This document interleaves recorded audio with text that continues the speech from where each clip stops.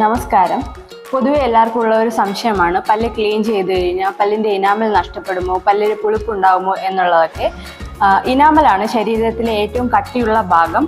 പല്ല് ക്ലീൻ ചെയ്യാൻ ഉപയോഗിക്കുന്നത് അൾട്രാസോണിക് ടിപ്പ് അല്ലെങ്കിൽ സ്കെയിലർ ടിപ്പ് ഉപയോഗിച്ചാണ്. സ്കെയിലർ ടിപ്പ് ഉപയോഗിച്ച് പല്ല് ക്ലീൻ ചെയ്യുമ്പോൾ പല്ലിനോ മോണയ്ക്കോ യാതൊരുവിധ ഡാമേജുകളും ഉണ്ടാകുന്നില്ല. ഇങ്ങനെ ക്ലീൻ ചെയ്യുമ്പോൾ പല്ലിൻ്റെ മോണയുടെ ഇടയിലുണ്ടാകുന്ന കാൽക്കുലസ് എന്നറിയപ്പെടുന്ന അഴുക്ക് നീക്കം ചെയ്യപ്പെടുന്നു. ഇങ്ങനെ അവിടെ സ്വാഭാവികമായിട്ട് ഒരു ഗ്യാപ്പ് ഫോം ചെയ്യുന്നു. ഇങ്ങനെ പല്ലിൻ്റെ ഭാഗം എക്സ്പോസ് ആകുമ്പോൾ ചിലർക്ക് ചെറിയ രീതിയിലുള്ള പുളിപ്പ് അനുഭവപ്പെടാം. ഇത് വെറും താൽക്കാലികം മാത്രമാണ്. മോണയുടെയും പല്ലിൻ്റെ ആരോഗ്യത്തിന് വേണ്ടിയിട്ട് എല്ലാ 6 മാസം കൂടുമ്പോൾ ഒരു ഡെന്റൽ ചെക്കപ്പ് നടത്തി അഴുക്കുണ്ടെങ്കിൽ പല്ല് ക്ലീൻ ചെയ്ത് വൃത്തിയാക്കി വെക്കേണ്ടത് അത്യാവശ്യം.